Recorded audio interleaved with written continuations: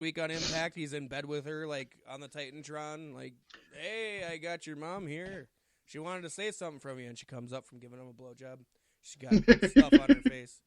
I mean, if Rob Van Dam can do shit like that. I was going to say, we kind of had that already with old RVD.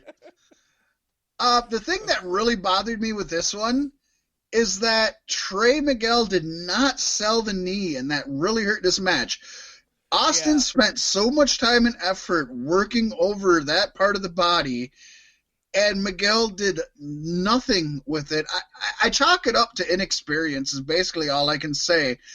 But as opposed to the last match, what I will say is I think the in-ring chemistry was actually there with these two, and that was really clear. I didn't expect a lot out of Miguel being part of a tag team, and he doesn't really stand on his own often. A three-man team. Oh, there you go. And he definitely impressed me here as a singles star, other than, I guess, like you said, with the knee. But he did well on his own.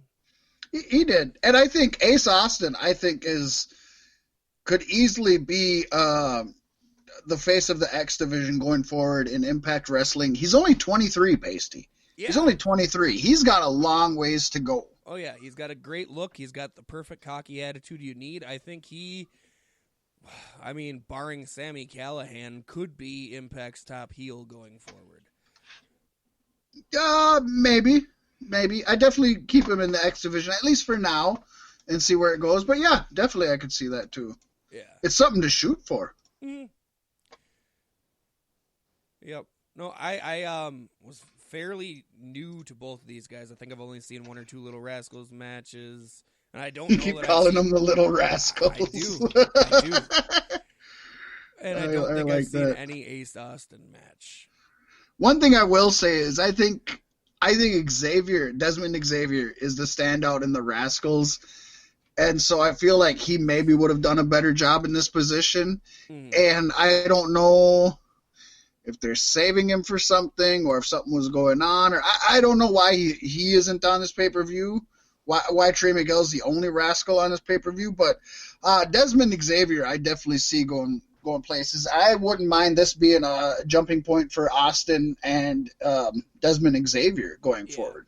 Because Trey Miguel's good. I just think Xavier has not only a little better skill, but definitely has that charisma. He can carry them. Yeah. Ace Austin needs to put together a rival faction for the Rascals and call them Hover Round.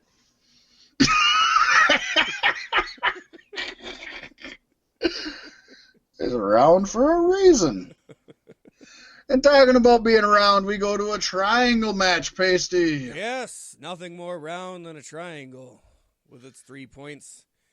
This three-way Knockouts Championship match saw Taya Valkyrie retaining her championship against Jordynne Grace and ODB, as I had predicted.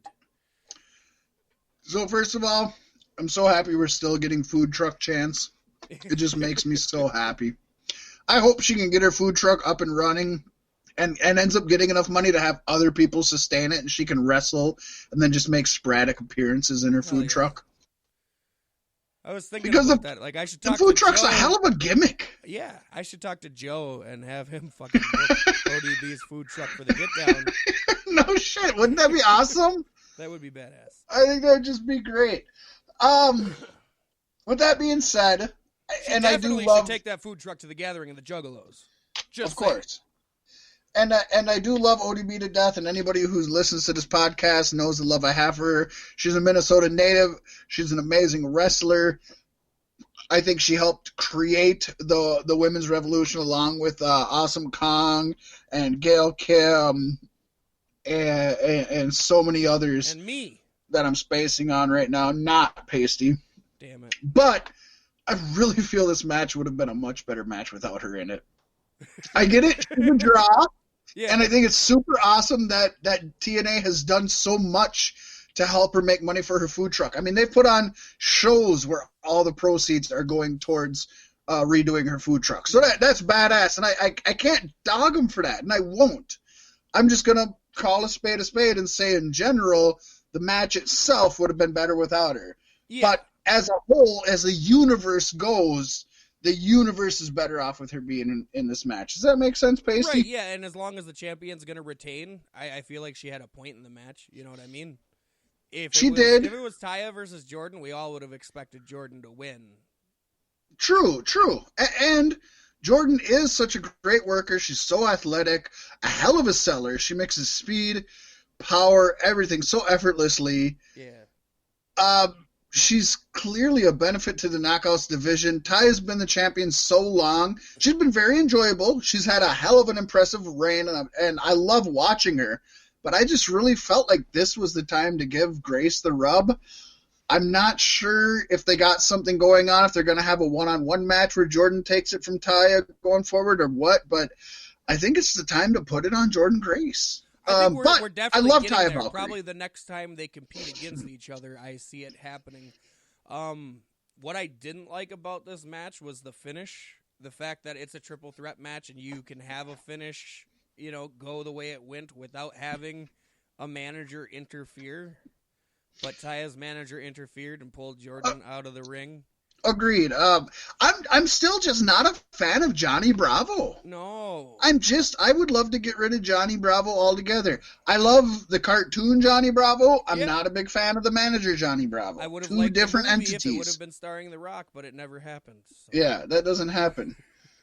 But yeah, I agree. I agree with you. That is a very WWE ending. Actually, almost a WCW ending, because WCW is you put that victory on a man. You know what I mean? And these are three ultra powerful women in any women's division in any promotion. Well, not only that, Johnny Bravo, who basically got the win for Taya, wouldn't stand a chance against any of these three women. Yeah. At all. This is the fucking the James Ellsworth of TNA. Get him the fuck out of here. Yeah. We don't need Johnny And Bravo. How long I'm not has a Johnny Bravo Bravo been with Taya anyway? A good 6 months or more. Ever since she left Johnny Impact. She left him? Well, yeah, storyline. Oh, I didn't catch that. Not real life. No. But the last I saw, they were still together in storyline or whatever. No, it's been about 6 months or so since she's had Johnny Bravo. That's her new Johnny. It's her new Johnny. But overall, I think this was a decent match. The finish wasn't that great. Is what it is. Then we had Brian Cage versus Rob Van Dam, and that ended. Oh wait, no, we didn't have that. We have my number one biggest complaint about the whole night, which was the promo by Rob Van Dam, in which he seemingly just smoked 3 pounds of weed. No way. I don't know what was up with it, but this pissed me the fuck off. I don't know. It seems like he doesn't give a fuck, or like he's off the deep end, and I think it's story, but it could be real I think life. it's his character right now, but it's not in like a bikini. And his girlfriend's girlfriend. Yeah. It's just stuff. And it was like, I don't know, it was super. To me, it plays like WWE all over. Oh, again. It plays like WWE early 2000s, which is the worst WWE. Yeah. I agree. 100%. Don't like it. Actually, I think, okay, I gave this match, well, no, I didn't give this match. This match isn't a match, so I couldn't give it a grade. The next match, going in after this, I gave the least grade on here, so I apologize to Ken Shamrock and Madman Fulton. Because we had Brian Cage versus Rob Van Dam, ended in no contest because Rob Van Dam just attacked the shit out of him before or during or after the bell. It was a very WCW. Wasn't it? It was a very. Ran in on Rob though. Am I wrong? I don't know. But because I kind of really tuned out after the promo. I was like, wow, that's Rob had his promo. Cage ran in. I thought they were having a match, but then Rob Van Dam beat him, and they called it a no contest. And by beat him, I mean he didn't get a pinfall, he didn't get a submission, but he did hit the Van Terminator, and Brian Cage just couldn't. He was knocked out. Mm. But instead of calling Van Dam the winner, they said it wasn't a match and it was disqualified. And then Daga came out. And I completely missed this altogether. And as little as I didn't want to see Brian Cage versus Van Damme, I really didn't want to see Van Damme versus Daga. But I will say that I gave this a C-. The worst, and it probably deserves less than that, maybe. But I will say this. During the match, Rob Van Dam's Van Terminator and his 5-star Frog Splash are still two of the best moves that I see in wrestling today. And that's with Van Damme being at 49 years of age. Why do you think about it the Van Terminator? Always. No, it was the Van Daminator. No, the Van Daminator is when the guy is standing in the ring and Van Damme does a spinning thrust kick. Oh, okay. To the guy. The Van Terminator is when it's what Shane has stolen as the Coast to Coast. Oh, okay. I gotcha. Okay. So corner to corner, they call it sometimes also? Yeah. That's the Van Terminator. The Van Daminator is just called the Van Terminator outside of this last run here in Impact. Oh, it was called Van Terminator in ECW. Oh, weird. Yeah. Funny how your brain just kind of... Because he originally had the Van Daminator, and then the first time he did the Coast to Coast, it was like the Van Terminator, like, duh! And that was in the 90s, so of course Terminator meant something. But, I mean, both of them are such a long distance in the ring, and he does them both so fluidly. It's like, at 49 years of age, that is awesome. So between the weed smoking and the banging young broads, he's keeping himself in good shape. Like, something's working for this guy.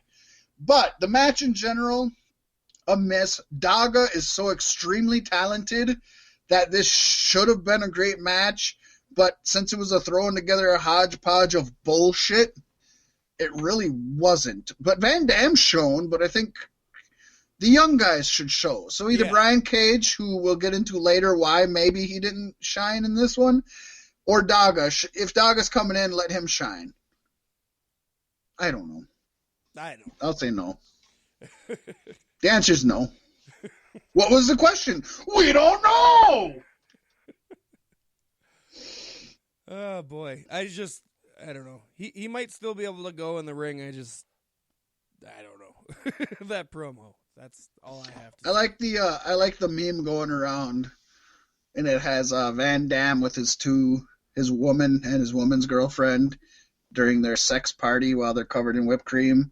And then the other side has Val Venus at his weed dispensary, and it says, "How old were you when Rob Van Dam and Val Venus switched gimmicks?" And it's like, oh shit, yeah. That's kind of true. Give me your gimmick, one. Rob. I'll give you a bunch of free weed. Right. But then we had a really good match, Pasty. A really, really good match. Yes, we did. The Call Your Shot trophy match, seeing Eddie Edwards retain versus Michael Elgin in Fat Mac's wildest, wettest dreams. Oh, wild and wet.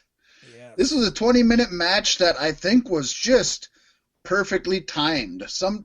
I don't know that I want to see Elgin in a 20-minute match often. He's done it in New Japan, and it's been all right. He's done it in Ring of Honor, and it's been bad.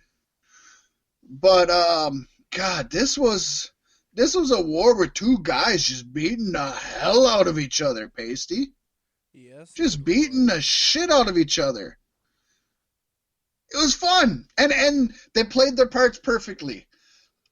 Michael Elgin was, of course, the beast, like he's supposed to be. You know, they call him Unbreakable Michael Elgin. He's supposed to be a beast, a juggernaut.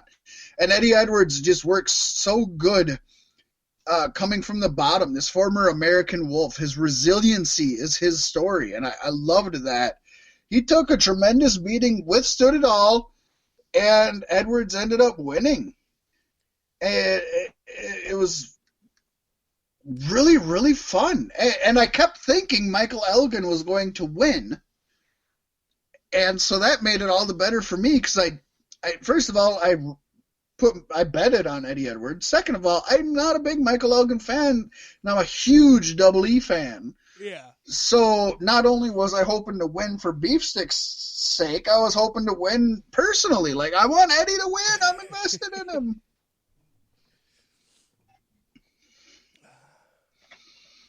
Yep, and he did. So hopefully in the future we'll get to see that match we talked about last